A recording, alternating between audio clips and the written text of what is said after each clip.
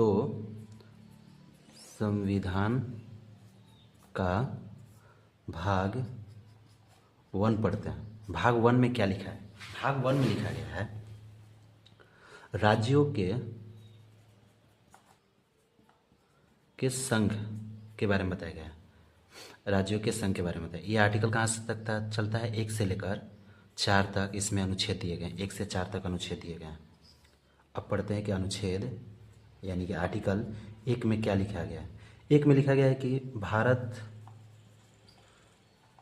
राज्यों का संघ है। भारत क्या है? राज्यों का संघ है। संघ का अर्थ होता है यूनियन, ठीक है। एक होता है फेडरल।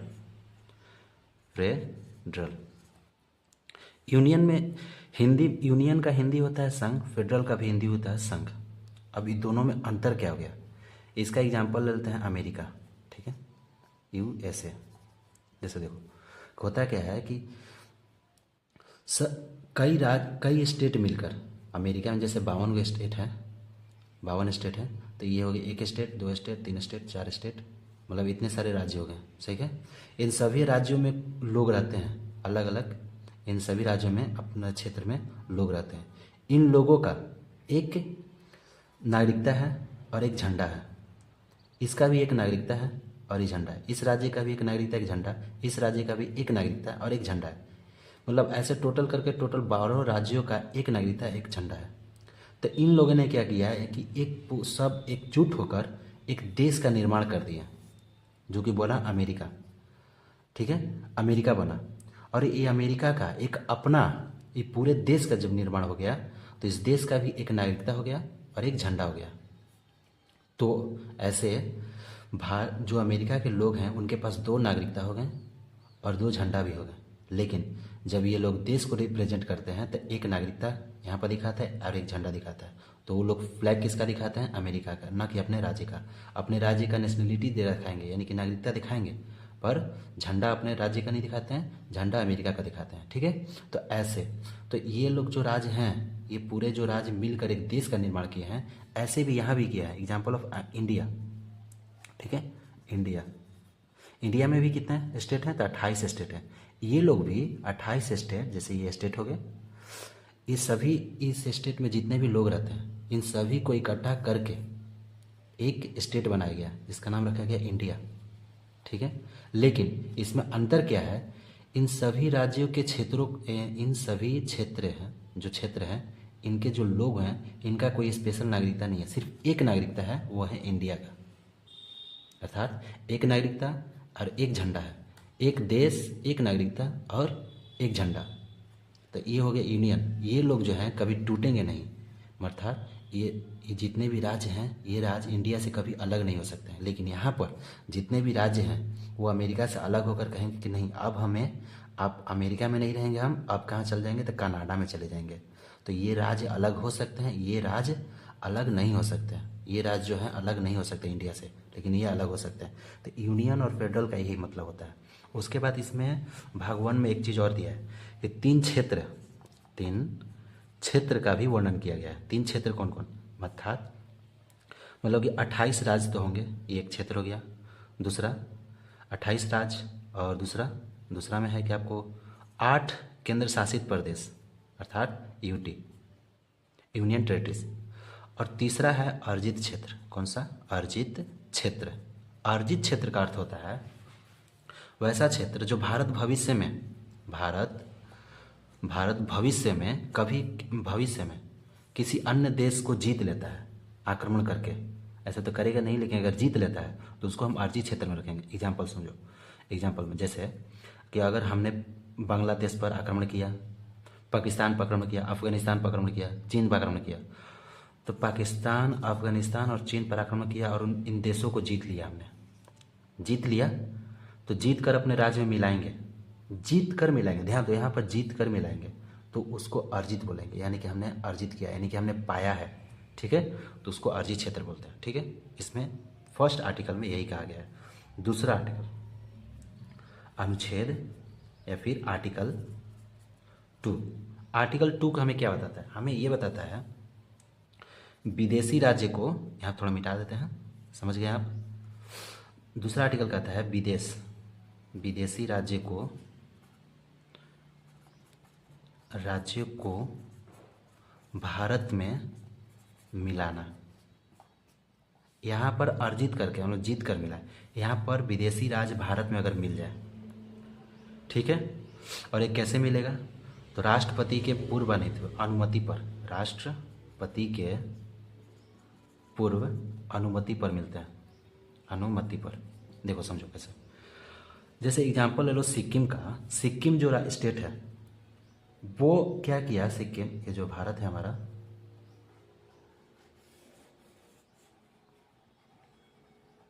यहाँ पर जो सिक्किम है ये वाला क्षेत्र, ये क्या किया, भारत में मिल गया। जब मिल गया, अपने से मिला, तो ये जो भारत में मिला इसी के बारे में ये बता रहा है। देखो हर आर्टिकल अपने आप में बहुत ही विश्लेषण के साथ बता रहा है। छोटा छोटा वर्ड लिखा रहता है, वर्ड लिखा है, लेकिन उसको डिफाइन करना है, समझना है। इसके अंदर में बहुत ही गहरा गहरा राज छिपा हुआ है, ठीक है, ये बता रहा है। तो यहाँ पर ये राज हमको मिल गया।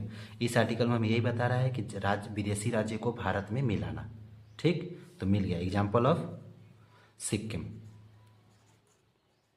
ठीक है, ठीक है। तो सिक्किम मिला, तो हम सिक्किम को कैसे मिलाएं, तो संविधान में संशोधन करके, संविधान में संशोधन करके हम लोग सिक्किम राज्य को अब भारत में मिला लिए। तो कौन सा संविधान संशोधन, तो 34वां संविधान संशोधन करके हम लोगों ने इसको मिला लिया।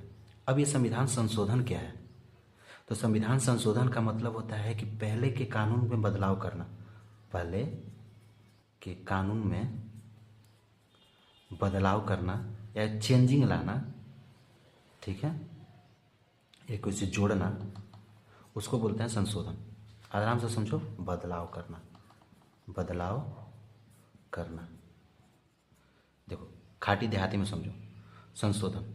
तुम मान लो तुम लड़के हो और तुम बहुत उद्दंड हो, मतलब तुम बदमाश हो, अर्थात कहीं भी लड़की छेड़ देते हो, या फिर प्रॉपर नहीं बता रहे, एग्जाम्पल बता रहे, तुम लड़की छेड़ देते हो, तुमको लड़की छेड़ते हुए तुमको तुम्हारे चाचा या पापा किसी ने देख लिया, चाचा या देख लिया।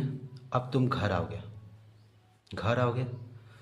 आओगे, तो तुमको तुम्हारी मम्मी होगी, यानी कि लोकसभा हो जाएंगी, और राज्यसभा हो जाएंगे तुम्हारे पापा। मम्मी से शिकायत, मम्मी पास जाएगी पहले ये बात कि लड़की छेड़ा है, ऐसे ही है, तो आपको मम्मी कहेगी कि इसको कूटना है। उसके बाद पापा से परमिशन लेना पड़ेगा, यानी कि राष्ट्रपति से। तो पापा भी जानेंगे, कहा किसने, किसी बाहरी व्यक्ति ने देखा, या फिर चाचा ने देखा, फिर अन्य लोगों ने देखा, तो पापा से भी परमिशन मिल जाएगा कि इसको अब कूटना है, ठीक है।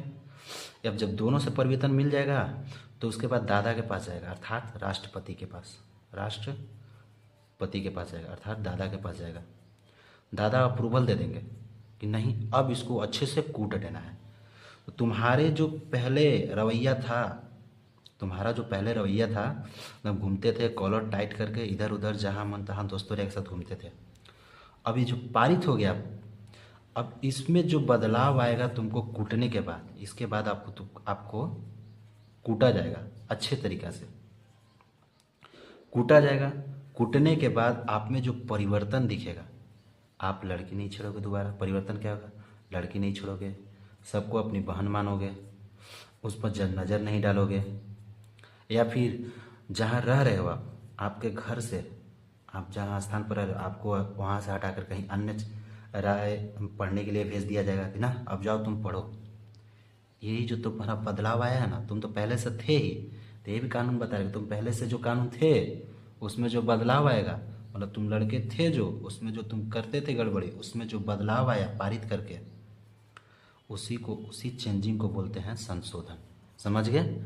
अब आते हैं आर्टिकल नंबर 3। तो आर्टिकल नंबर अब 3 बताते हैं। कैसा आर्टिकल 3? आर्टिकल 3 में क्या बताता है कि जो राज्य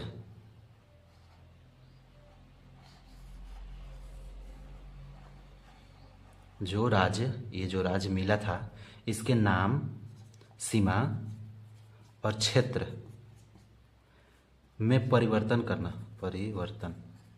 नाम, सीमा और क्षेत्र में परिवर्तन करना, ये आर्टिकल नंबर तीसरा अधिकार देता है।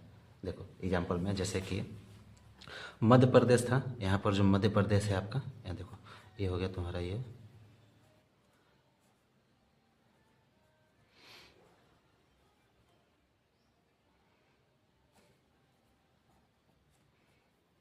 यहाँ पर मध्य प्रदेश, तो ये मध्य प्रदेश और छत्तीसगढ़ दोनों एक में थे, एक में थे। मध्य प्रदेश और छत्तीसगढ़ दोनों एक में थे। इसको क्या किया गया कि 1 नवंबर 2000 में इसको अलग कर दिया। छत्तीसगढ़ अलग हो गया और मध्य प्रदेश और छत्तीसगढ़ अलग हो गया। वैसे ही बिहार और झारखंड जो एक में थे उनको अलग कर दिया गया। कब अलग किया गया? तो 15 नवंबर 2000 में अलग कर दिया गया। मतलब पहले जो राज्य थे उसके राज्य के सीमा में परिवर्तन कर दिया गया, उसके नाम में भी परिवर्तन कर दिया गया। पहले बिहार बोला जाता था पूरा क्षेत्र को, ये पूरा क्षेत्र झारखंड और बिहार बोला जाता था, उसके सीमा में परिवर्तन कर दिया, उसके क्षेत्र में परिवर्तन कर दिया। ये आर्टिकल उसी का अधिकार देता है कि नाम, सीमा और क्षेत्र में परिवर्तन करना ही आर्टिकल तीसरा में बताया गया है। उसके बाद आता है आर्टिकल 4। आर्टिकल 4 क्या बताता है? आर्टिकल 4 आपको बताता है कि आर्टिकल नंबर 2 और आर्टिकल नंबर तीसरा यानी कि थर्ड, इसमें किसी भी प्रकार का संशोधन नहीं किया जाएगा। संशोधन 368 के तहत इसमें संशोधन नहीं किया जाएगा। मतलब ये आर्टिकल जो 4 है ना, इन दोनों आर्टिकल को, आर्टिकल 1 भले आर्टिकल 3 और आर्टिकल 2 को मजबूती प्रदान करता है। समझ जाओ, सिंपल सी बात में आर्टिकल 2 और आर्टिकल 3 को आर्टिकल 4 जो क्या करता है? मजबूती प्रदान करता है। क्या करता है? मजबूती प्रदान करता है।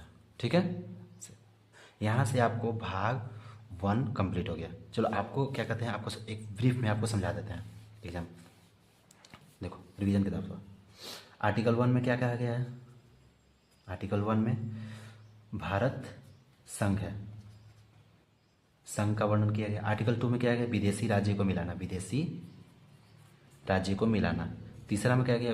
राज्य मिल गया तो उसके नाम, सीमा और क्षेत्र में परिवर्तन करना। चौथा क्या करता है? इन दोनों को मजबूती प्रदान करता है। क्या करता है? मजबूती प्रदान करता है। ठीक है, यही है। भाग 1 में बस इतना ही कहा गया है। अब पढ़ते हैं भाग 2।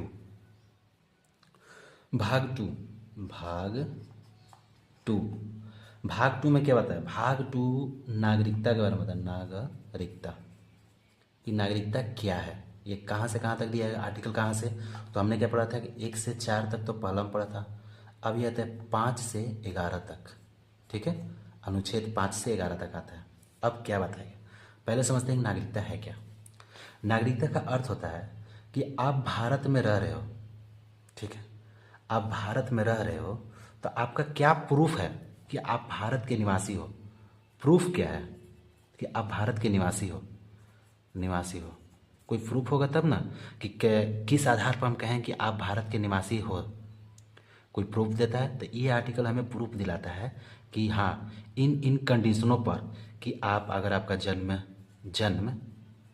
भारत में हुआ है तो भारत के नागरिक हो। आपके माता पिता भारत के हैं, आपके माता पिता भारतीय हैं तो आप भी भारतीय हो गए। ठीक, आपका एक कार्ड दिया जाएगा कि हाँ ठीक है, आपका एक राशन कार्ड है या फिर आधार कार्ड है। इसके इन बेसिस पर, मतलब इन बेसिस पर हमें मालूम चलता है, इतना प्रूफ दिया गया तो इससे मालूम चलता है कि आप भारत के नागरिकता हो। इसी के बारे में इसमें पढ़ा गया है। तो हम पढ़ते हैं 5 से 11 तक। आर्टिकल नंबर 5 स्टार्ट करते हैं। ठीक है, आर्टिकल 5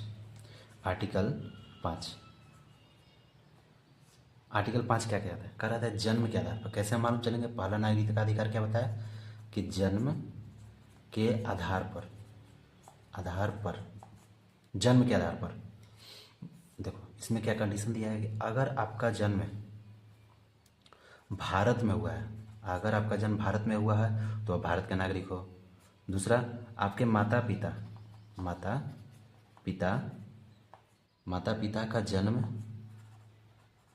भारत में हुआ है तो अभी भारत का नागरिक हो। इसमें यही बताया गया है कि अगर आपके जन्म भारत में हुआ है तो भारत के नागरिक हो। अगर माता पिता आपके भारतीय हैं तो भी आप भारत के नागरिक। आर्टिकल नंबर 6, आर्टिकल 6 क्या बताता है? आर्टिकल 6 में बताता है माइग्रेशन, यानी माइग्रेट। माइग्रेट माइग्रेट माइग्रेट का अर्थ होता है पाकिस्तान से जो व्यक्ति भारत आए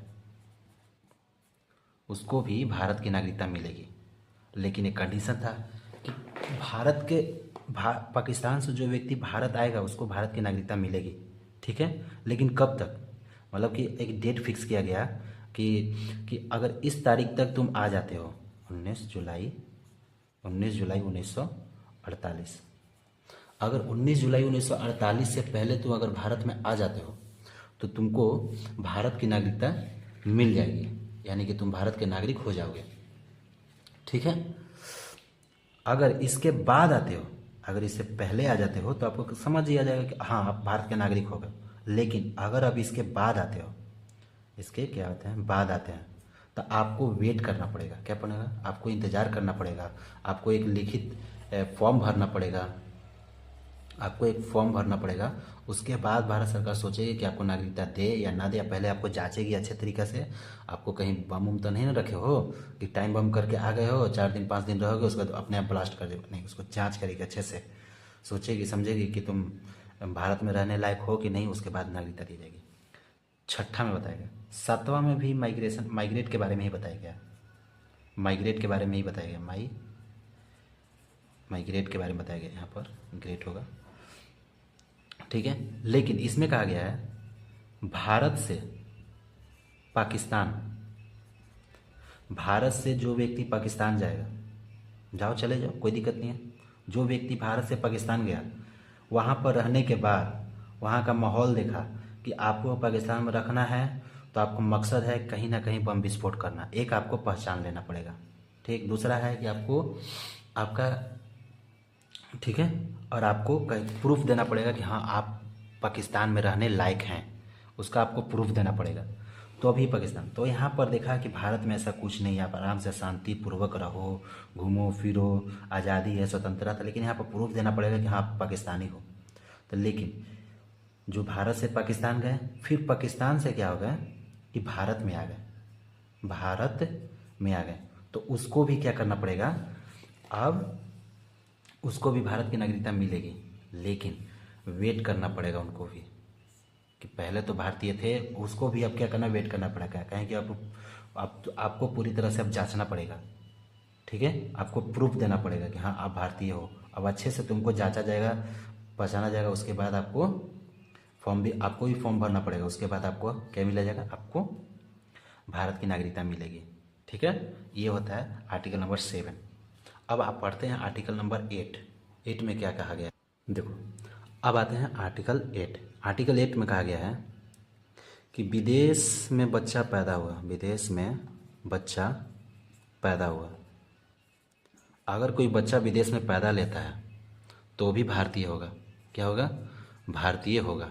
कैसे, जैसे तुम्हारा शादी हुआ, मान लो तुम्हारा शादी हुआ, तुम 2 साल के ट्रिप पर गए, कहाँ गए, बैंकॉक गए, या फिर ट्रिप पर गए यानी हनीमून मनाने के बैंकॉक गए, या फिर शिमला गए, मनाली गए, 2 साल के लिए गए 2 साल में तो आपको एक बच्चा हो ही जाएगा, हो गया बच्चा, कम से कम 6 साल का हो गया। शिमला मनाली तो नहीं जाएगा क्योंकि भारत में पड़ जाता है, बैंकॉक गए, स्विट्जरलैंड गए, ब्रिटेन गए, लंदन गए, सब घूमने गए, वहाँ पर एक बच्चा हो गया। आपका बच्चा कहाँ पैदा लिया, तो विदेश में। बच्चा कहाँ पैदा लिया, आपका विदेश में आपका बच्चा पैदा ले लिया, तो ये विदेश में हुआ, तो इसका मतलब कि क्या वो भारतीय नहीं होगा, होगा, क्योंकि आप लोग भारतीय हैं इसीलिए आपका बच्चा भी भारतीय होगा। इसका इस आर्टिकल में यही प्रूफ दिया गया है, ठीक है, यही बताया गया है। उसके बाद आता है आर्टिकल 9।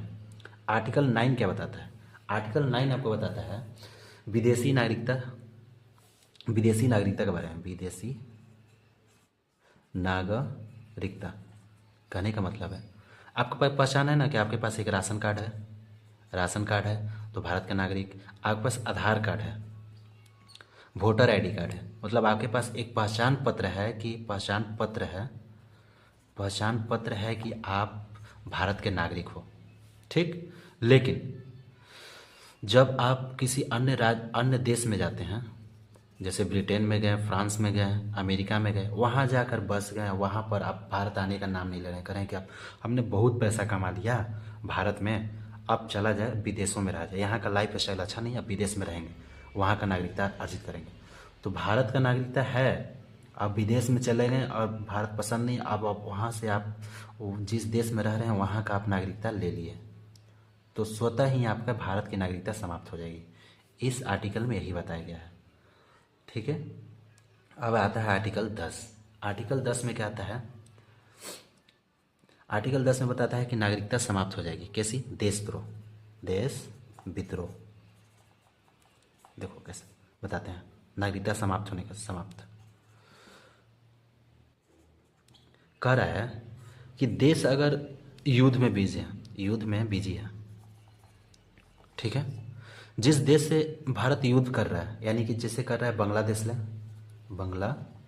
बांग्लादेश ले युद्ध कर रहा है, पाकिस्तान से युद्ध कर रहा है, चीन से युद्ध कर रहा है, और आप जो है कि वहाँ से कनेक्शन कर रहे हैं, किसी न किसी तरीक़ा से बतिया रहे हैं, किसी से बातचीत कर रहे हैं, समझोगे। किसी कोनो कोनो का तो होता है, रहता है इंडिया में, बतियाता है, वहाँ के फसीले रहता है, अमेरिका का फसीले रहता है, फ्रांस का फसीले रहता है। तो ये सब नहीं, अगर इस युद्ध के समय पर ये सब अगर करेंगे, बातचीत करेंगे, ये सब कंट्रोल करना है। युद्ध के समय पर जब भी युद्ध होगा पाकिस्तान, चीना, यानी कि ईटीसी अन्य राज्य से, अन्य देश ले, तो आपको ये सब नहीं करना है। अगर आप ये सब करते हैं तो आप देश के नज़र में देशद्रोह का काम कर रहे हैं। जैसे चला था ना पहले कि एक साइंटिस्ट थे हमारे, और वो किसी अन्य व्यक्ति के, अन्य लड़की के प्रैंक कॉल में पड़ गए थे कि अरे हमसे कौन अच्छा है, तो बहुत चढ़ा बढ़ा दी थी वो लड़की। तो वो सब साइंटिस्ट जो थे वो अपना सब मिशन इसरो का और सब चीज़ का बता दिए, है ना। तो नहीं, ये सब लव कॉल्स जिसको बोलते हैं लव कॉल्स, ये नहीं करना है, ठीक है। ये आप देशद्रोह का काम, ये तो फिलहाल मैं समझाने के लिए बताएं, युद्ध नहीं चल रहा था उस टाइम में, लेकिन ये गलत चीज़ है। इस तरीक़ा से कंडीशन नहीं करना है। ये वाला एग्जाम्पल नहीं, ये समझाने के लिए बताया, ये वाला सही है, ठीक है। उसके बाद बताता है आर्टिकल 11। आर्टिकल 11 बताता है कि नागरिकता में नागरिकता परिवर्तन या अर्जित करना। नागरिकता में अगर कोई चेंजिंग करते हैं या फिर उसको अर्जित करने में अगर कोई बदलाव करना है तो ये संसद का अधिकार है। संसद का अधिकार है कि जो नागरिकता का कंडीशन है कि कैसे भारत की नागरिकता प्राप्त की जा सकती है, उसमें अगर बदलाव करना है तो संसद बदलाव करेगी, इसका अधिकार दिया गया है। तो आर्टिकल 11 में आपको क्या देता है? नागरिकता में बदलाव और प्राप्त और अर्जित करने का, प्राप्त और अर्जित करने में बदलाव की कंडीशन के बारे में बताता है। क्या होता है? कंडीशन के बारे में बताया गया है आर्टिकल नंबर 11 में। ये आपका आर्टिकल अर्थात भाग 2 कंप्लीट हो गया। अब जैसे ब्रीफ में एग्जांपल में शॉर्ट में समझ लेते हैं, शॉर्ट में इसको समझ जाते हैं कि आर्टिकल 5 क्या क्या है, 6 क्या गया, 7 क्या गया, 8 क्या गया, 9, 10 और 11। चले 5 क्या क्या गया? जन्म के आधार पर और माता पिता के आधार पर आपका जन्म भारत में और माता पिता भारतीय हैं तो आप भारतीय होंगे। छठा क्या क्या गया? और 7वां क्या गया? माइग्रेट के बारे में बताएगी। अगर आप माइग्रेट हो जाते हैं, यानी यहाँ से क्या, पाकिस्तान से भारत आ गए हैं तो अभी नागरिकता मिल जाएगी आपको। और अगर भारत से पाकिस्तान से भारत गए, भारत आ गए हैं तो आपको नागरिकता मिलेगी। अगर आप भारत से पाकिस्तान चले गए और फिर पाकिस्तान से भारत आ गए तो आपको नागरिकता मिलेगी। उसके बाद विदेशी में बच्चा पैदा हुआ, विदेश में बच्चा पैदा हुआ। नौवा क्या बता रहा है? नौवा बता रहा है कि विदेशी नागरिकता ग्रहण करने से भारत की नागरिकता समाप्त हो जाएगी, ठीक है, भारत की नागरिकता समाप्त हो जाएगी। 10वां क्या बता रहा है कि देशद्रोह के समय देश युद्ध में बिजी हो तो आप उस देश से कांटेक्ट नहीं करना है, यानी नागरिकता समाप्त हो जाएगी, इस बारे में बता रहा है। और ये क्या बता रहा है कि अर्जित नागरिकता कैसे प्राप्त करना है और अर्जित करना है, ठीक है। उसके अर्जित कैसे करना है, प्राप्त करना है, उसमें बदलाव कौन करेगी? संविधान करेगी। कौन करेगी बदलाव? बोले संसद करेगी। इसमें यही कंडीशन बताएगी। ये आपका भाग 2 समाप्त हो गया। अगर आपको अच्छा लग रहा है तो थोड़ा सब्सक्राइब कर दो और लाइक कर दो थोड़ा, ठीक है, आपकी मर्जी। चलिए आगे समझाते हैं भाग 3। अब आपको बताते हैं भाग 2। भाग 1 पढ़ लिया, भाग 2 पढ़ लिए, अब बताते हैं भाग 3। भाग 3 में क्या है? मौलिक अधिकार के बारे में पढ़ना है। और ये कब से कब तक है? तो आपको 12 से लेकर 35 तक में आपको ये मौलिक अधिकार के बारे में बताया गया। चलिए बताते हैं कैसे। मौलिक अधिकार क्या है? मौलिक अधिकार समझते हैं। देखो, जो हमने नागरिकता प्राप्त की, भारत के नागरिक होने के लिए जो हमने नागरिकता प्राप्त की, तो उसको कुछ अधिकार तो मिले, कुछ फ्री तो मिले, कि हम यूं ही हमने नागरिकता कैसे प्राप्त कर ली, कुछ हमें फ्री मिला है कि नहीं मिला है। तो इसके बारे में आपको बताता है कि हमें क्या चीज़ फ्री में मिला है, या भारत के नागरिक होगा तो आपको क्या फ्री मिलेगा, उसके बारे में ये बता रहा है कि मौलिक अधिकार होगा, आपको फ्री ये मिलेगा अगर भारत के नागरिक होते हो तो इसी के बारे में पढ़ना है। चलिए पढ़ते हैं, ठीक है। आइए, तो देखो मौलिक अधिकार, अब जानते हैं कि मौलिक अधिकार लाया कहाँ से गया है। तब मौलिक अधिकार लाया गया अमेरिका से, यूएसए से। मौलिक अधिकार को मैग्ना कार्टा बोला जाता है, मैग्ना कार्टा बोला जाता है, ठीक है, इसको ये बोला जाता है। अब ये मैग्ना कार्टा क्या है? ये फ्रेंच का शब्द है। क्या है? फ्रेंच शब्द है। उतना नहीं पूछना, बस इतना समझो, मैग्ना कार्टा और अमेरिका से लाया गया, बस इतना समझो। अब चलते हैं article number 12। Article number 12, article 12 क्या है? स्टार्ट यहाँ से ना, 12 से लेकर 35 तक कहता क्या है? आर्टिकल 12 में परिभाषा दिया गया है, परिभाषा दिया गया है कि मौलिक अधिकार क्या होता है। उसके बाद आता है कि आर्टिकल नंबर 13, आर्टिकल 13 क्या है? आर्टिकल 13 बताता है कि अल्पीकरण,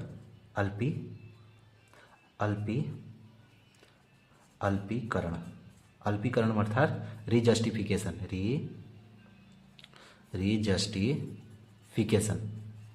रीजस्टिफिकेशन।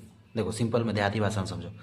अल्पीकरण मतलब संविधान में जितने भी आर्टिकल बने हैं, जितने भी आर्टिकल हैं या फिर कोई कानून है, अगर आपको इन 12 से लेकर 35 तक में जो भी आपके मूल अधिकार होंगे, अगर उनको बाधित करता है, कि हमको जैसे अब बाधित करता है, तो ये आर्टिकल नंबर 3 उस आर्टिकल को, पीछे वाले आर्टिकल को, यानी उस कानून को इस आर्टिकल के तहत समाप्त कर दिया जाएगा। ठीक है, समझो एग्जाम्पल में, जैसे देहाती भाषा में समझो। देखो जैसे कि आप हो, ठीक है, आप हो, आप पैदा लिए हो, यानी कि आपका जन्म हुआ है, तो आपको क्या है? घूमने का अधिकार है, मौज मस्ती करने का अधिकार है, आप पढ़ने का अधिकार है, अच्छे काम करने का अधिकार है, और बुरे काम करने का भी अधिकार है। ठीक है, यानी कि गलत काम, आपका तो ये अधिकार है। आपकी एक बहन है, ठीक है, आपकी बहन को यह पता चल गया कि भैया जो घूमने जाता है वो घूमने नहीं जाता है, दोस्तों के साथ या फिर पढ़ने जाता है, मतलब वो पढ़ने नहीं जाता है, बीच में ब्रेक में वो दोस्तों के साथ पार्टी बनाने लगता है, या फिर कहीं माउंट पर चला जाता है, पहाड़ पर चला जाता है, ठीक है, या फिर दोस्तों के साथ कहाँ चला जाता है? थोड़ा सा मौज मस्ती करने चल जाता है, या फिर मतलब कि हर ब्रेक में, पढ़ाई में वो ब्रेक ले लेता है और घूमने की जगह पर दोस्तों के साथ जाकर दारू पीता है। आपको ये बहन को पता चल गया। अब ये बहन को जब पता चला तो ये बताएगी अपने मम्मी पापा को बताएगी। मम्मी पापा को बताएगी तो आपका जो अधिकार है घूमने का वो बाधित हो जाएगा ना। अब मम्मी पापा आपको कूट देंगे अच्छे से, या फिर बोलेंगे कि नहीं जाना है, तो आपके घूमने का अधिकार को क्या हो गया? रोका गया। लेकिन आपका अधिकार है कि आप घूमोगे, तो अब आप क्या करोगे? मम्मी पापा को इसको बहन को मम्मी पापा से बताने से पहले आप बहन को कुछ लालच दोगे, पैसा दोगे, या फिर कुछ गिफ्ट दोगे, या फिर कैसे किसी भी तरह से आप उसको मनाओगे कि तुम उसको मत करो। कहने का मतलब है मनाओगे तो नहीं, आराम से, इस कंडीशन से देखा जाए तो आप इसको बढ़िया से कूट दोगे या फिर समाप्त कर दोगे। जो कूटोगे या समाप्त करोगे वो आर्टिकल नंबर 13 का प्रावधान से होगा। इसी को कहा गया है रीजस्टिफिकेशन, कि आपके घूमने के बाधित को या फिर किसी भी मूल अधिकार को, ये आपका मूल अधिकार हो गया, मौलिक अधिकार हो गया, यानी कि मूल अधिकार को ही मौलिक अधिकार बोलते हैं। तो ये बाधित हो रहा था, इसको हम जिस कारण से बाधित हो रहा था उसको हमने समाप्त कर दिया आर्टिकल नंबर 13 के तहत। अब हमारे जो मूल अधिकार हैं वो स्वतंत्र हैं, यही बताया गया इसमें। अब ये कंडीशन होता है, क्या हम आर्टिकल को संविधान में संशोधन करके समाप्त नहीं कर सकते हैं? तो नहीं, इसमें कंडीशन क्या है कि अल्पीकरण को हम संविधान संशोधन नहीं कर सकते, कानून से इसको रद्द नहीं किया जा सकता है। संसद के कानून को रद्द कर सकती है, संसद के कानून को, संसद का जो कानून होगा, मतलब कोई भी ऐसा कानून होगा जो आपके मूल अधिकार को आनंद पहुंचे, उसको रद्द कर सकता है, लेकिन इसको हम संशोधित नहीं कर सकते, इसको चुनाव संशोधन नहीं कर सकते। क्या चाहिए? संशोधन नहीं कर सकते, इसमें बदलाव नहीं कर सकते हैं। ठीक है, 368 के तहत। ठीक है ना, बदलाव। समझ गए? ये आर्टिकल नंबर 13 बताता है। आर्टिकल 14, आर्टिकल 14, आर्टिकल 14 क्या बताता है? आर्टिकल 14 आपको बताता है विधि के समान समानता और विधि के समान, विधि के समान संरक्षण, संरक्षण ये लाया गया। जो समानता है, संरक्षण। ठीक है, जो समानता है यानी कि सबके साथ, विधि मतलब होता है कानून। क्या होता है? कानून। क्या होता है? कानून। मतलब सबके साथ समान कानून रहेगा, सबके साथ समान व्यवहार किया जाएगा, कोई बड़ा छोटा नहीं होगा, सबके लिए समान कानून है। यहाँ पर कानून सबके लिए समान है। ठीक है, और यहाँ पर रक्षण है, यानी कि आपको सबके कानून की रक्षा कर, कानून आपकी रक्षा करेगी, सबके लिए रक्षा करने का काम करेगी, और सबके लिए रक्षा समान होगा, चाहे आप बड़े हो, छोटे हो, गरीब हो या फिर अमीर हो, आपकी रक्षा करेगी कानून। आपका सबके साथ समान समानता रहेगी, सबके साथ समान न्याय करेगी। तो ठीक है, क्वेश्चन आता है, कंडीशन ये है कि इसको लाया कहाँ से गया? तो इसको ब्रिटेन से लाया गया। देखो, ब्रिटेन सबके साथ समानता बनाए रखता है, लेकिन संरक्षण या रक्षा करने का दायित्व किसका सब सौंपा जाता है? तो अमेरिका का, यानी कि इसको अमेरिका से लाया गया है। ठीक है, आप बता दिए आर्टिकल नंबर 14, 13, 12 बता दिए। अब आता है आर्टिकल नंबर 15। आर्टिकल 15, आर्टिकल 15 क्या है? आर्टिकल 15 बताता है कि आप धर्म, धर्म, जाति, लिंग, जन्म स्थान, जन्म स्थान और वंश, ठीक है, इन 5 चीज़ों के, इन 5 चीज़ों पर आपसे भेदभाव नहीं किया जाएगा, भेदभाव नहीं किया जाएगा। जैसे आप हिंदू हो या मुस्लिम हो या सिख ईसाई हो, आप किसी भी धर्म से हो, आपके साथ कोई भी भेदभाव नहीं किया जाएगा। आप किसी भी जाति से हो, या आप छोटी जाति से हो या बड़ी जाति से हो, आपके साथ कोई भेदभाव नहीं किया जाएगा, और आपके साथ भेदभाव होता है तो अपराध है। उसके बाद आता है लिंग, आप मेल हो, फीमेल हो या फिर ट्रांसजेंडर हो, आपके साथ ये भी नहीं किया जाएगा, यह भी अपराध है। जन्म स्थान, किसी का जन्म यूपी में हुआ है तो बिहार में हुआ है, या फिर महाराष्ट्र में हुआ है, तो आप बिहार के व्यक्ति हो, चले गए महाराष्ट्र, वहाँ काम कर रहे हो, वहाँ का व्यक्ति तो आपको बोल रहा है कि नहीं बिहार से नहीं हो, बिहारी बोलो, यहाँ पर नहीं रह सकते हो, यहाँ से भाग, ये सब गलत है। इसमें इसी के बारे में बताया है कि आपके साथ भेदभाव नहीं किया जाएगा। भेदभाव हो रहा है उसका बात अलग है, लेकिन आपको दिया गया है कि साथ भेदभाव नहीं किया जाएगा, सबके साथ समानता बनाए रखेगी। ये आर्टिकल नंबर 15 तक समझ गए। 12, 13, 14, 15। अब आते हैं 16। आर्टिकल 16, आर्टिकल 16, आर्टिकल 16 क्या दिखाता है? आर्टिकल 16 आपको क्या अधिकार देता है? तो नौकरी कर सकते हो, लोक नियोजन, नियोजन का अधिकार देता है कि आप नौकरी कर सकते हो, नौकरी करने का अधिकार देता है, आप कहीं भी नौकरी करो, नौकरी करने का अधिकार देता है। आता है आर्टिकल नंबर 17। क्या आता है? आर्टिकल 17। आर्टिकल 17 क्या बताता है? आर्टिकल 17 क्या बताता है? छुआछूत के बारे में बताता है। क्या बताता है? छुआछूत, अर्थात छुआछूत का मतलब होता है अस्पृश्यता, अस्पृश्यता, ठीक है, जिसको इंग्लिश में बोलते हैं अनटचबिलिटी, ठीक है, अनटचबिलिटी, अस्पृश्यता। ये छुआछूत के बारे में, आपके साथ आप किसी भी जाति के हो या फिर आप छोट जाति के हो या फिर किसी भी धर्म से हो या फिर डोम हो, चमार हो, ऐसे पर्सनल लेना मत, लेकिन ये होता है, आपसे कोई छुआछूत नहीं करेगा, इस तो लिखा गया है आर्टिकल नंबर 17 में, लेकिन ये होता है। गांव में अधिकतर होता है छुआछूत, अगर आप गांव में रहते हो तो छुआछूत अधिक होता है, अगर आप शहर में रहते हो तो छुआछूत है, शहर में रहते हो तो छुआछूत है लेकिन थोड़ा कम है, ठीक है। एग्जाम्पल दो, जैसे होता क्या है, अभी भी दादी मम्मी लोग हैं तो जैसे कि अभी अभी अब जैसे हमारे गांव में होता है, हमारे गांव में होता है कि अभी कोई, अभी पर्सनल लेना मत, ठीक है। पर्सनल इसीलिए बता रहा, पर्सनल लेना मत, जैसे छोट जात के लोग आते हैं, जैसे कि छोट जात के लोग आते हैं, जैसे डोम हो गए, चमार हो गए, पर्सनल लेना मत भाई, चलो ये सब तुम लोग ले लोगे। छोट जात के लोग आते हैं तो हम लोग के दादी दादी क्या करते, दादा दादी चाहे लोग क्या करते हैं, उन्हें कहते हैं कि तुम दूरी बना कर रखो, थोड़ा दूर रहो। ये सब चलता है, ये सब चलता है, अभी भी गाँव में चलता है, शहर में ये थोड़ा कम है। शहर में सब लोग पढ़े लिखे हो गए हैं, पढ़े लिखे हो गए हैं, सबके साथ समान। अब देखो छोट जात का लोग भी बहुत बड़े बड़े ऑफिसर हैं, बहुत बड़े बड़े लोग हैं, ये कम नहीं है, बहुत बड़े बड़े लोग हैं। ठीक है। तो आर्टिकल नंबर 17 ये बताता है। आर्टिकल नंबर 18 अब क्या बताते हैं, आर्टिकल नंबर 18 समझ गए इसका। अब बताते हैं आर्टिकल नंबर 18 क्या कहता है। आर्टिकल 18, आर्टिकल 18 आपको उपाधि के बारे में बताता है। उपाधि, उपाधि, उपाधि का मतलब हुआ कि आप अपने नाम के सामने कौन कौन सी उपाधि लगा सकते हो या फिर नहीं लगा सकते हो, इस बारे में दिया गया है।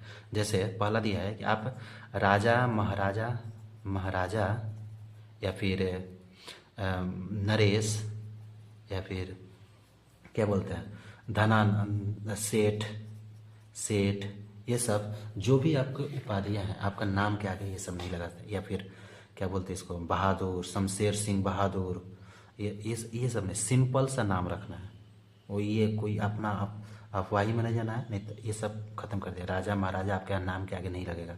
ठीक है, इसको समाप्त कर दिया गया। दूसरा बताया था कि पद्म पुरस्कार, कोई आपको पुरस्कार दिया गया, पुरस्कार यानी कि कोई प्राइज मिला है, यानी कि पद्म पुरस्कार मिला है, पद्म पुरस्कार मिला है, या फिर भारत रत्न मिला है, तो ये सब भी आप अपने नाम के आगे नहीं लगा सकते हैं कि हमको मिला है। तो जैसे आपका नाम क्या हो गया, आपका नाम संदीप है, तो पद्मश्री, पद्मश्री, पद्मश्री, पद्मश्री संदीप कुमार, नहीं, ऐसे नाम के आगे नहीं लगाते हैं। ठीक है, नाम के आगे नहीं लगाना है।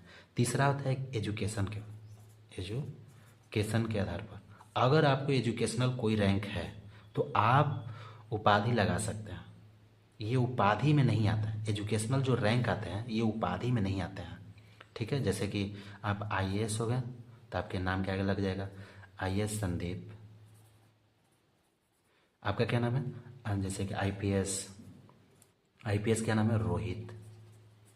जैसे मेरा नाम है रवि, तो जैसे कि मान लेते हैं कोई आईएएस या फिर कर्नल, कर्नल, मेजर, मेजर, ये सब के जैसे मेजर रवि, कर्नल रवि, या फिर मेजर रवि, ये सब आप लगा सकते हैं। एजुकेशनल रैंकिंग को लगा सकते हैं। एजुकेशनल रैंकिंग जो है आपको उपाधि में नहीं आता है। ठीक है, ये होता है आर्टिकल नंबर 18।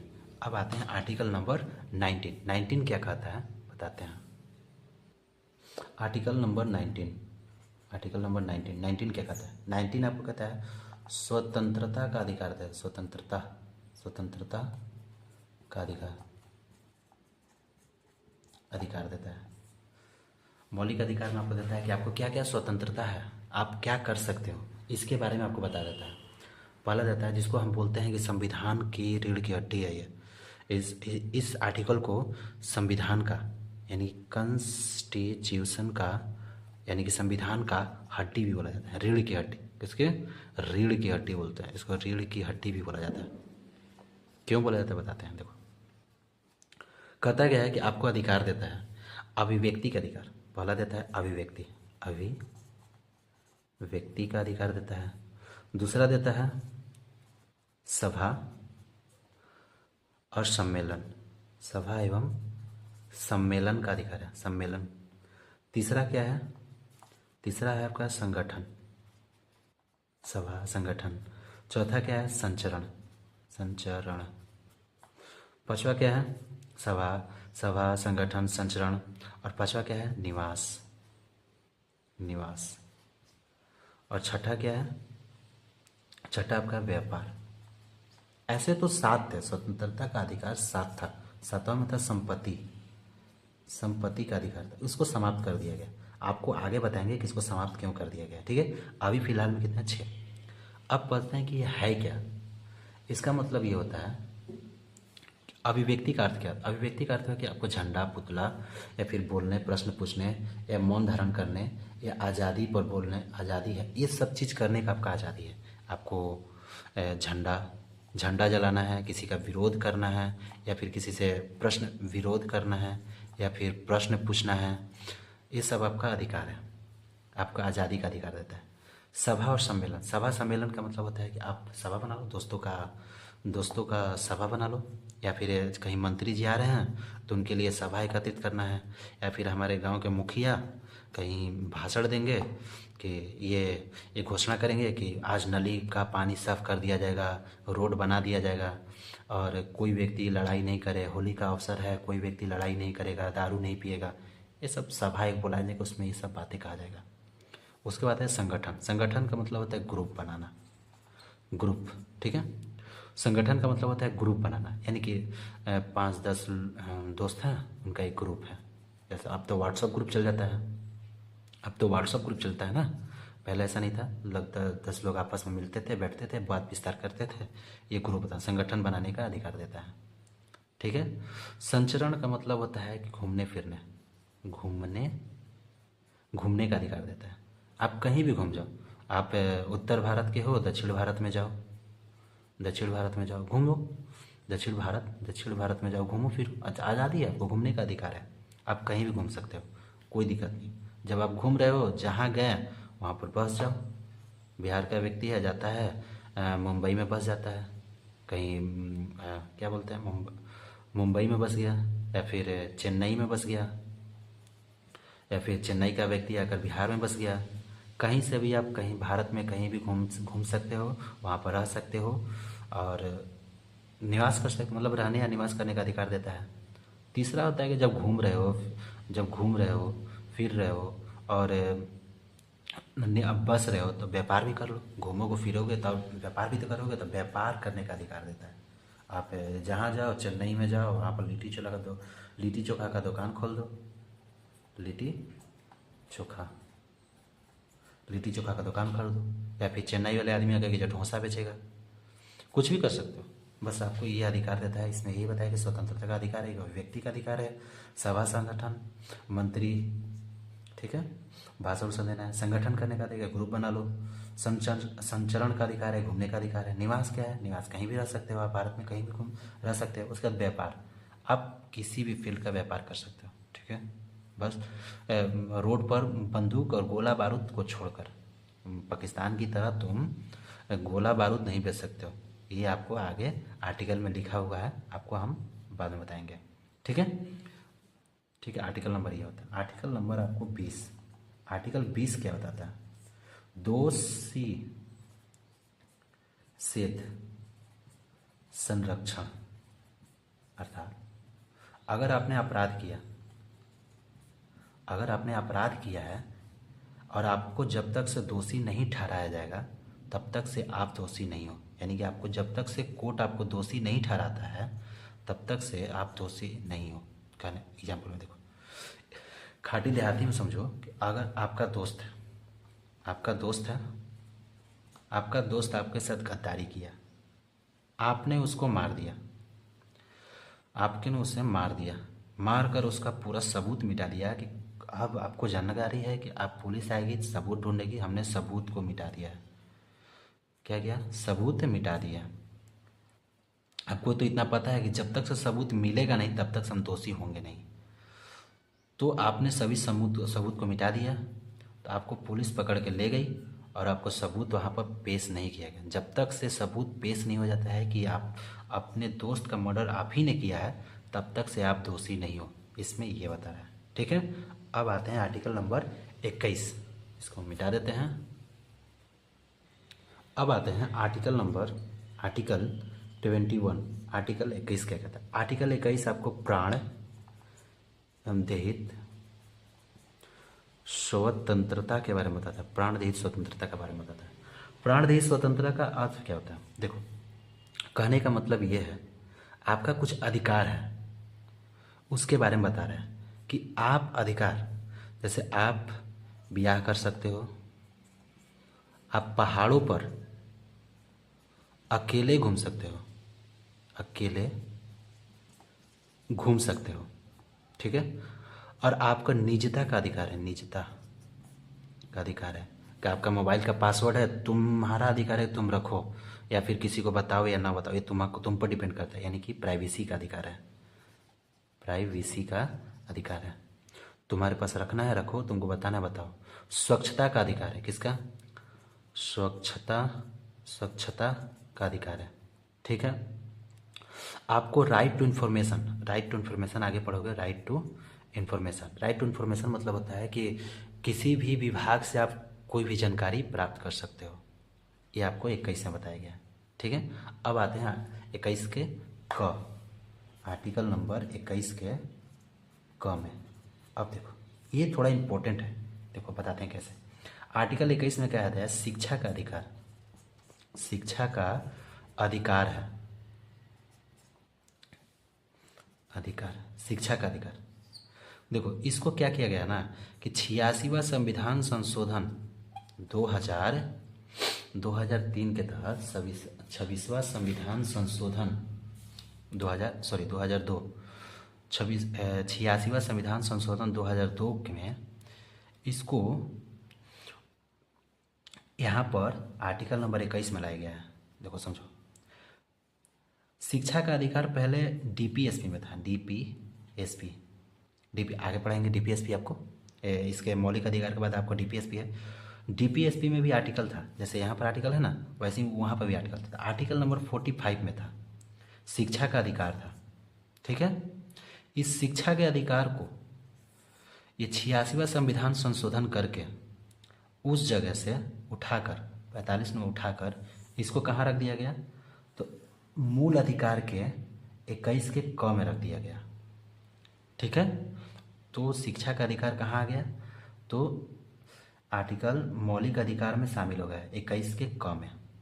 आपको समझा दिया गया है कि आप में जो परिवर्तन आएगा, मतलब क्या बोलते हैं, लोकसभा और राज्यसभा और राष्ट्रपति, मम्मी पापा और दादा, बस कूटने के बाद जो आपको कूटा गया था जिस कारण से ना, आपको जो कूटा गया था जिस कारण से आप में जो बदलाव आया था उस तो चेंजिंग ही है कि आपका शिक्षा का अधिकार है। तो आपको जब कूट दिया गया, आप घर पर आते थे, लट्ठाई करते थे, आपको कूटा गया, अब कहा गया कि आप इस जगह से उठकर आप पटना जाओ और पटना जाकर पढ़ो या दिल्ली मुंबई कहीं जाकर पढ़ो। तो आपका जगह परिवर्तन हो गया। तो आपका जगह परिवर्तन हो गया, अब यहाँ से कहाँ चले गए? आप पटना चले गए या फिर दिल्ली चले गए। अपने घर से आप कहाँ चले गए? दिल्ली या पटना, परिवर्तन हुआ ना। तो वही यहाँ पर दिया गया कि डीपीएसपी में 45 नंबर पर शिक्षा का अधिकार था और इसको संविधान संशोधन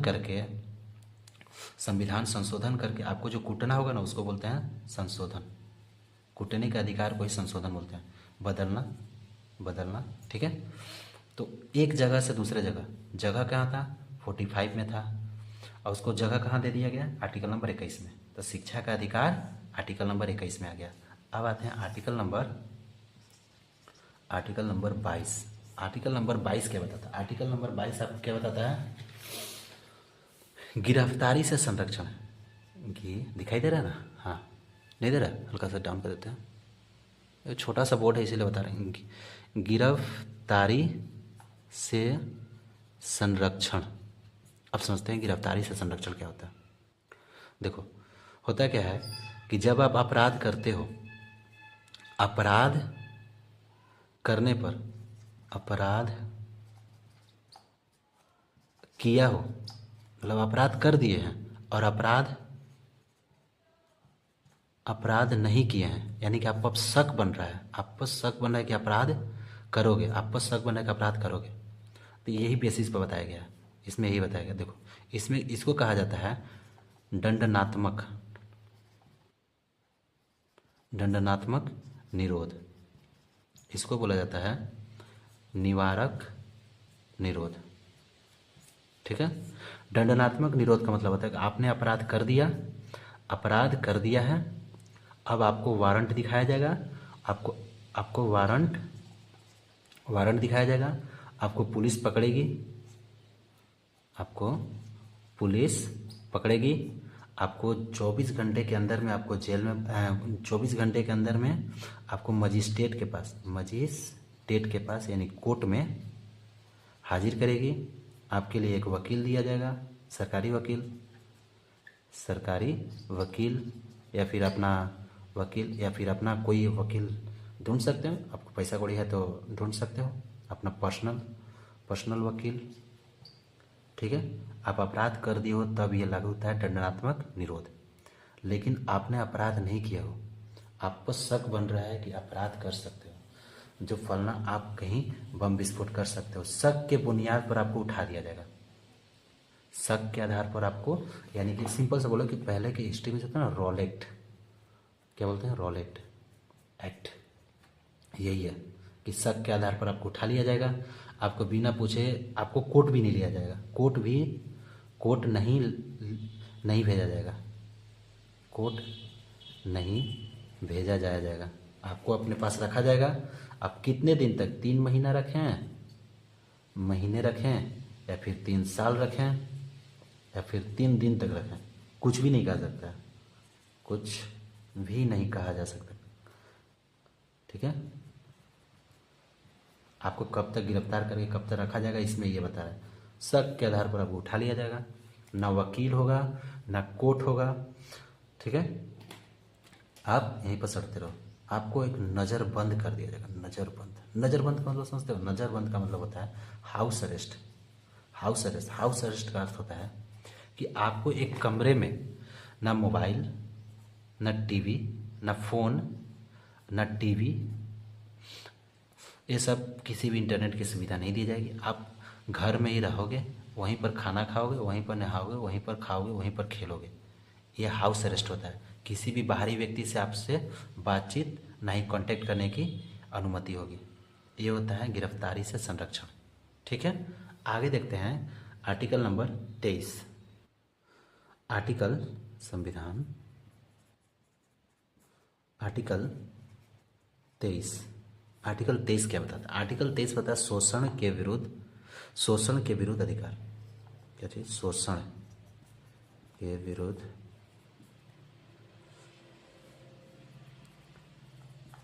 अधिकार। देखो अधिकार, ठीक है, इसमें क्या बताया, अगर आप इसमें बताता है कि किसी भी व्यक्ति, इसमें क्या बताया, व्यक्ति, ठीक है, यानी कि कोई भी व्यक्ति, सयान व्यक्ति हो गया, उसके बारे में बता रहा है। ठीक है, अगर किसी भी व्यक्ति से आप दुर्व्यवहार करते हो, दुर्व्यवहार करते हो, उससे ट्रैफिकिंग करवाते हो, या फिर उससे तस्करी करवाते हो, या फिर उसके बेगारी करवाते हो, या फिर उससे बंधुआ मजदूरी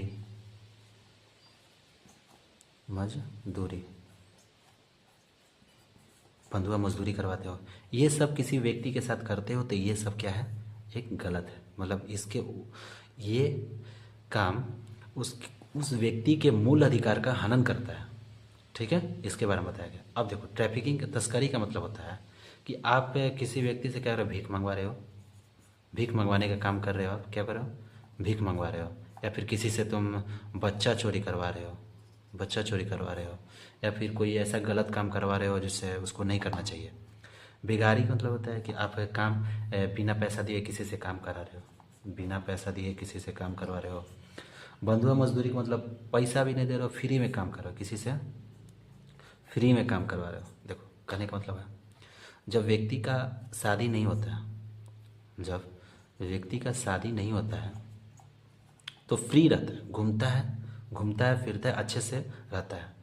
जैसे ही उसका शादी नहीं होता है, जैसे ही उसका शादी हो जाता है, तो वो क्या करता है कि अब वो अपने पत्नी के जंगल में बंध जाता है, क्या होता है, बंध जाता है।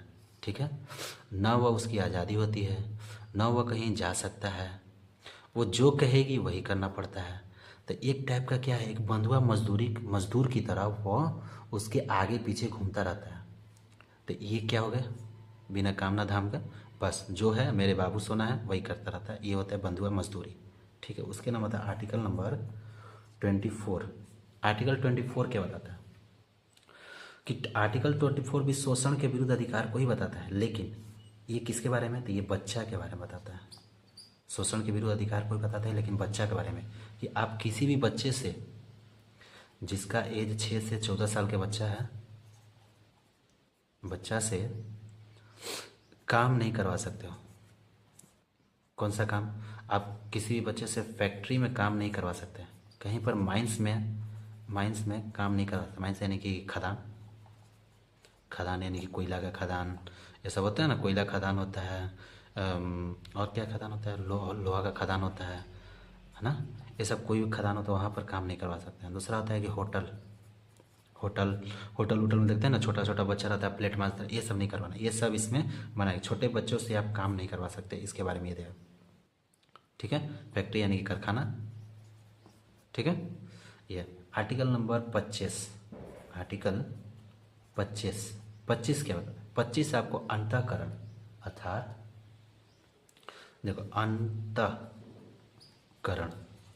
अंतःकरण के बारे में बताता है। अंतःकरण मतलब आप किसी भी धर्म को मान सकते हो, किसी भी धर्म को मान सकते हो, किसी भी धर्म को मान सकते हो, कोई सा भी धर्म, आप सिख ईसाई हिंदू या फिर बौद्ध, कोई भी धर्म मानो, आपको कोई रोक टोक नहीं करेगा। आप जिस भी धर्म को मानना चाहते हो मानो, ये आपका अधिकार है। आर्टिकल नंबर 25 बताएगा। आर्टिकल नंबर 26 क्या बताता है? आर्टिकल नंबर 26 बताता है कि आप किसी भी धर्म को माने, उस धर्म का प्रचार प्रसार करो, या फिर प्रचार प्रसार, धार्मिक कार्यों में प्रबंधन की स्वतंत्रता है। 26 में क्या बताता है कि धार्मिक कार्यों में प्रबंधन की स्वतंत्रता। इसका अर्थ होता है आप धर्म को मान लिए ना जी, तो आप जिस भी धर्म को माने हो उसके बारे में प्रचार करो, प्रचार प्रसार करो, कोई नहीं टोकेगा। आप मंदिर बनवाओ, कोई नहीं बोलेगा। जो भी करना है आपके अपने धर्म के बारे में कर ली। उसके बाद होता है आर्टिकल 27 एंड 27 बता रहा है कि आप धार्मिक काम के लिए जो भी पैसा दान देते हैं, धार्मिक कार्य में धन देना, जो दान, जैसे देखो जो दान पेटी होता है, दान पेटी में जो पैसा होता है, दान पेटी में जो पैसा होता है, क्या उस पर टैक्स लगेगा? नहीं, उस पर टैक्स नहीं लगेगा। यही बता रहा है इसमें कि जो धर्म में जो दान दिया जाता है, जो पैसा होता है, उस पर सरकार टैक्स नहीं लेगी। धार्मिक कार्यों के धन में कोई भी टैक्स नहीं दिया जाएगा, ठीक है। ये होता है आर्टिकल नंबर 27। अब आते हैं आर्टिकल नंबर 28 क्या बताता है? 28 आपको बताता है कि सरकारी शैक्षिक स्थानों में, सरकारी शैक्षणिक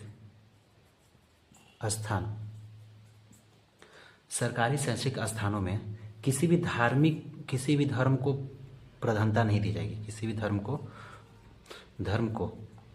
प्रधानता नहीं दी जाएगी। कहने का मतलब है कि अगर सरकारी पैसा दे रहे, कोई भी सरकारी स्कूल है, सरकारी स्कूल है, वो तो सरकार के पैसे पर चल रहा है। सरकारी स्कूल है, सरकार के पैसे पर चल रहा है। सरकार के लिए सभी जितने भी धर्म हैं, जितने भी जाति हैं, जितने भी धर्म या जाति हैं, सबके लिए सब समान है, ठीक है। अब हम पैसा भेज रहे हैं, अब सरकारी स्कूल में जहाँ पर मुस्लिम आबादी ज़्यादा है तो वहाँ पर सरकारी स्कूल खोल दिया गया, या फिर सरकारी स्कूल खोल दिया गया, और फिर या फिर जहाँ हिंदू ज़्यादा है वहाँ पर सरकारी स्कूल खोल दिया गया। तो आप अपने धर्म के हिसाब से उस स्कूल को चला रहे हैं, तो ये गलत बात है, ठीक है। नहीं, सरकारी से पैसे से स्कूल खोला गया है, सभी के बच्चे पढ़ेंगे, उसमें किसी भी प्रकार का धर्म पर बातचीत नहीं होगी, सब समान है।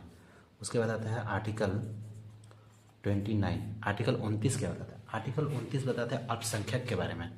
अल्पसंख्यक जैसे कि अल्पसंख्यक क्या? अल्पसंख्यक क्षेत्र, अल्पसंख्यक के बारे में बताता है। अल्पसंख्यक क्षेत्र अर्थात संस्कृति।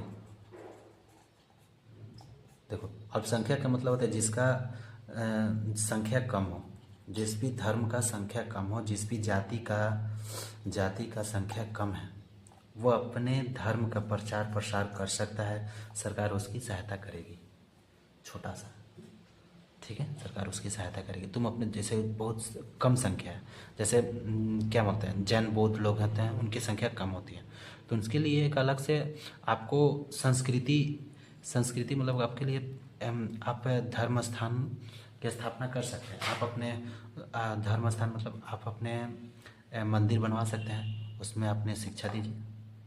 आप पूजा पाठ कर सकते हैं, उसमें पूजा पाठ कर सकते हैं, आपकी स्वतंत्रता है। आपका कम अगर आपकी संख्या कम है तो आपका अधिकार है कि आप मंदिर बनवा लो, या फिर सरकार भी मदद करेगी आपके मंदिर बनवाने के लिए।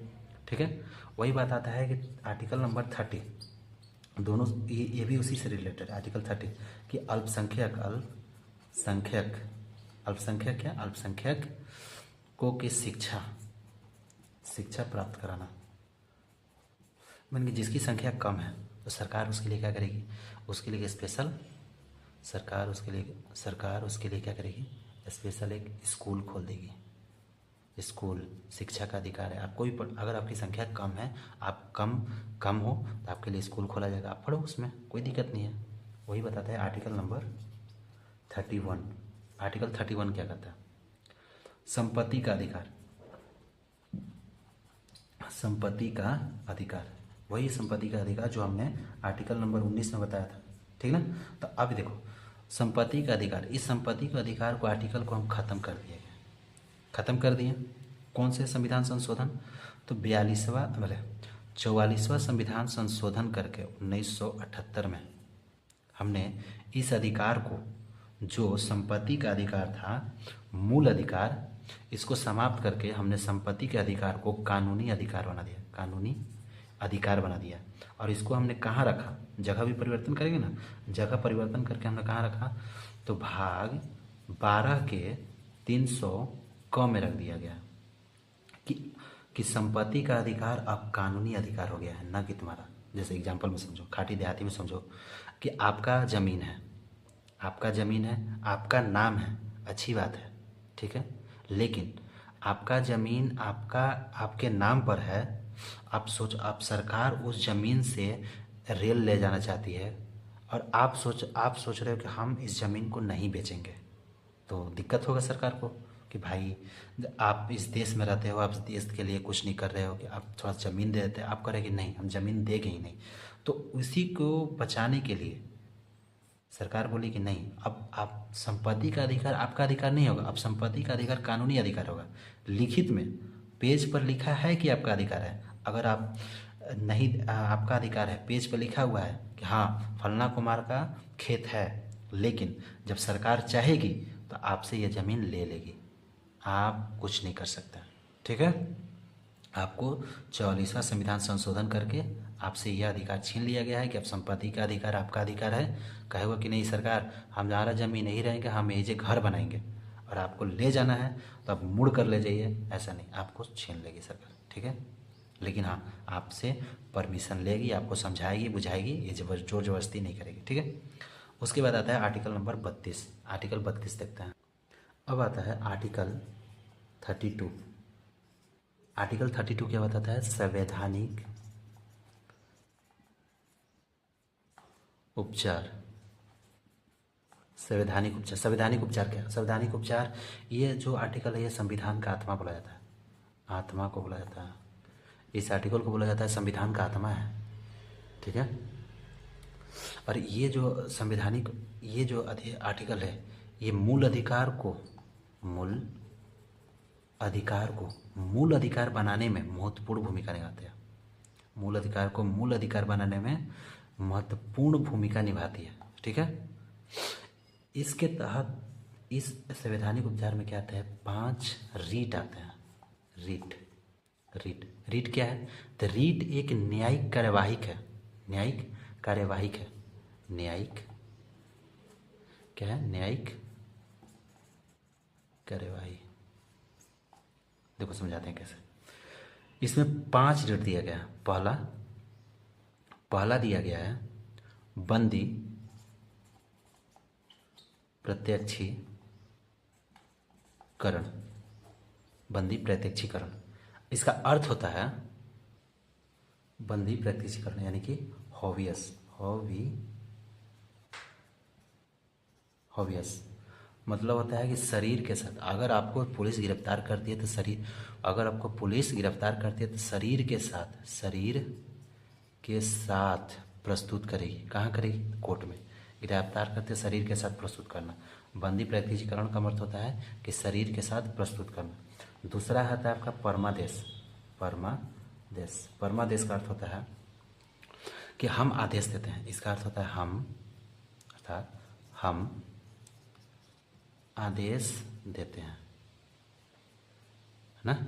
इसका कमांडिंग, यानी कि हम आदेश देते हैं। तीसरा है आपका, तीसरा क्या है, तीसरा आपका है जो ये तीसरा जो है ना, अधिकार पृष्ठ, जिसको बोलते हैं अधिकार, अधिकार पृष्ठ, ठीक है। इसका अर्थ क्या होता है, इसका अर्थ होता है जिसको इंग्लिश में बोलते हैं कोवारंट, बोलते हैं को वारंट। इसका अर्थ फर्जी ड्यूटी को बचाने के लिए, फर्जी ड्यूटी, ड्यूटी है ना, फर्जी ड्यूटी से बचाने के लिए। देखो कहने का मतलब ये होता है ना कि जब आप चल रहे हो, जब आप बाइक चला कर जा रहे हो रोड पर, तो एक चालान काटने वाला, बाइक चलाकर आप जब रोड पर जा रहे हो तो चालान काटने वाला आपका चालान काट देता है। तो जो काटता है वो क्या करता है, उस पर बिहार पुलिस आपको, मतलब कोई भी पुलिस आपको अगर चालान काटती है तो उसके जो बंदा रहता है, जो व्यक्ति होता है, तो उसके सीने, उसके कंधे पर कोई स्टार नहीं होता है, ठीक है, स्टार नहीं रहता है, तो वो आपका चालान काट देता है। लेकिन ये गलत है।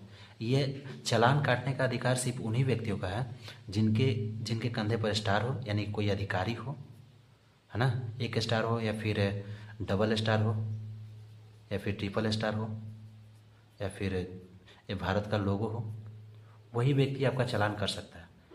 ये व्यक्ति चालान नहीं करेगा, मतलब ये अपने ड्यूटी को क्या कर रहा है, मिसयूज कर रहा है ना, यही इस पर बताया गया।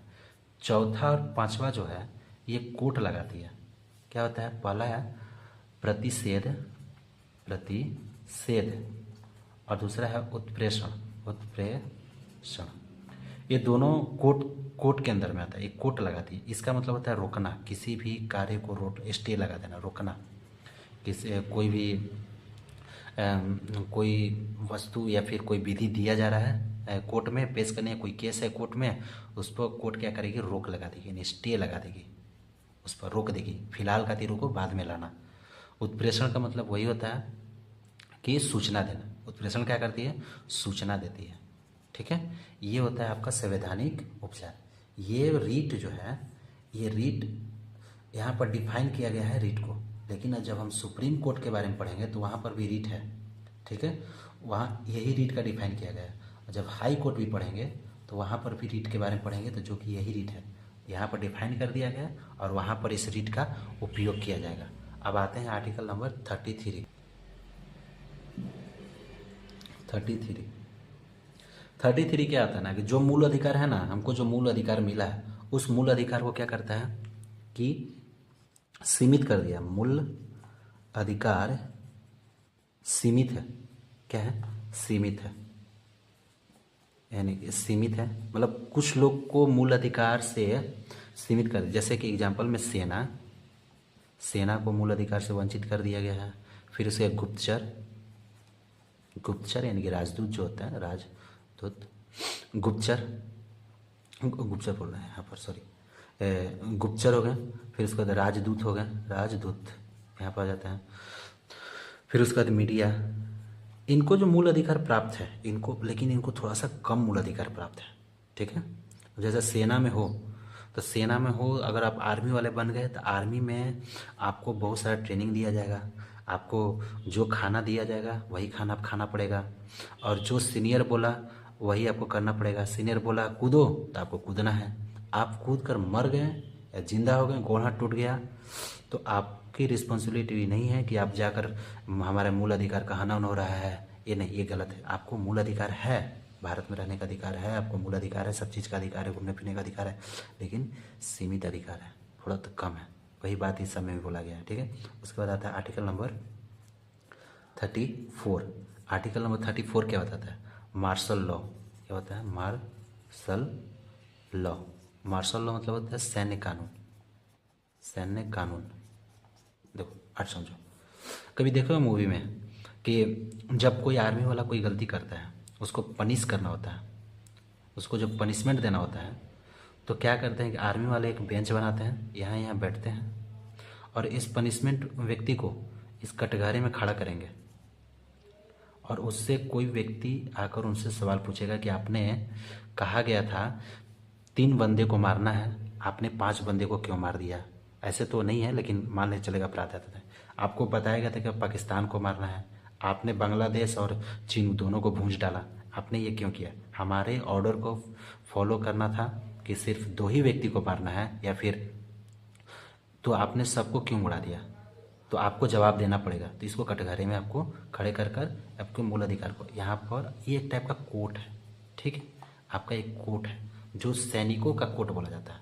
मूवी में देखे होगे आप कि इसमें एक व्यक्ति को खड़ा किया जाता है और उसमें 4-5 अधिकारी होते हैं और उसको आपको पनिशमेंट दे रहे होते हैं। अब सवाल जवाब सब कोई पूछा, सब वर्दी में रहते हैं, कोट वहाँ पर नहीं पहनता, सब कोई वर्दी में ही रहता है, ठीक है। अब आते हैं आर्टिकल नंबर 35 और ये आर्टिकल लास्ट है। इस 35 में क्या दिया गया, इस आर्टिकल 35 में मूल अधिकार को अधिक प्रभावी और शक्तिशाली बनाने के लिए क्या ली, मूल अधिकार को क्या बना, शक्तिशाली और प्रभावी बनाने के लिए कानून, ठीक है, प्रभावी बनाने के लिए संसद क्या करेगी। आप ये आर्टिकल ये कहते हैं मूल अधिकार को अब प्रभावी और शक्तिशाली बनाने के लिए संसद इसमें कुछ चेंजिंग कर सकती है। क्या कर सकती है, चेंजिंग कर सकती है, बदलाव कर सकती है कि हाँ मूल अधिकार को और थोड़ा सा विस्तार किया जाए, अच्छे से बनाया जाए और अधिकार दिया जाए लोगों को। तो ये आपको आर्टिकल नंबर 35 में बताया गया है, मूल अधिकार को मूल अधिकार। अब आते हैं कि आर्टिकल, आप रिवीजन कर लेते हैं कि क्या क्या बनाया गया था, कहाँ से, 12, 13, 14, 15, 16, 17, 18, 19, 20, 21, 22, 23, 24, 25, 26, 27, 28, 29, 30, 31, 32, 33, 34, 35। देखो इन सिंपल सा, इसमें क्या है, परिभाषा दिया है, इसमें क्या दिया है, रीजस्टिफिकेशन दिया है। कोई भी अगर हमारे मूल अधिकार को हनन करता है, गलत करता है, तो इससे हम तब समाप्त करते हैं। चौथा में क्या दिया है, विधि के समान संरक्षण और समानता के बारे में बताया। 15 में क्या दिया है कि आपको अधिकार है धर्म, 5 चीज़ है, 5 चीज़ के बारे में बताया गया, धर्म, जाति, लिंग, वंश के बारे में। इसमें क्या है, नौकरी के बारे में बताया गया, नौकरी के बारे में। इसका क्या है, छुआछूत। इसमें क्या दिया है, उपाधि के बारे में बताया गया। 19 में क्या है, स्वतंत्रता के बारे में, स्वतंत्रता का अधिकार, स्वतंत्रता का। 20 में क्या है, दोषी सिद्ध संरक्षण। 21 में क्या दिया है, प्राण देहिक स्वतंत्र, प्राण एवं देहिक स्वतंत्रता के बारे में। 22 क्या दिया है, दिखाई दे रहा है ना, हाँ ठीक है। 22 क्या दिया है, 22 आपको क्या, यहाँ पर एक और छूट गया, 21 के क में शिक्षा का अधिकार, ठीक है। उसका रहता है 22 क्या है, गिरफ्तारी से संरक्षण, ठीक है। 23 में क्या दिया है, 23 हो गया, 24 होगा। 23 के लिए है शोषण, 24 में क्या है, शोषण। और 23 वाला शोषण में क्या है, व्यक्ति पर, कोई भी व्यक्ति हो गया, बड़ा व्यक्ति। इसमें क्या है, बच्चे पर शोषण, काम नहीं करवा सकते हैं, इसे भी काम नहीं करवा सकते हैं। उसके 25 से लेके और 28 तक क्या दिया गया, इसमें क्या है, आप किसी भी धर्म को मान सकते हैं, अंतःकरण के बारे में बताया गया। 26 में क्या दिया गया कि आप किसी भी धर्म को प्रसार कर सकते हैं। 27 में क्या दिया, आप पैसा दो, दान पेटी में पैसा डालो, टैक्स नहीं लगेगा। 28 में क्या दिया है कि 28 में क्या बताया कि आप सरकारी पैसे से कोई धार्मिक स्कूल या प्रचार प्रसार नहीं कर सकते। 29 में क्या दिया, अल्पसंख्यक के बारे में बताया गया है। 29 यहाँ लिखते हैं, 29 और 30। इसमें दोनों में क्या बताया, अल्पसंख्यक के बारे में बताया, अल्पसंख्यक मतलब इसमें क्या है, संस्कृति, अल्पसंख्यक संस्कृति और ये अल्पसंख्यक क्षेत्र यानी कि धर्म के बारे में, सांस्कृतिक, और यहाँ पर क्षेत्र यानी कि शिक्षा, अल्पसंख्यक के शिक्षा के बारे में। यहाँ पर क्या है, संपत्ति के बारे में बताया, इसको हम लोग हटा दिए गए हैं।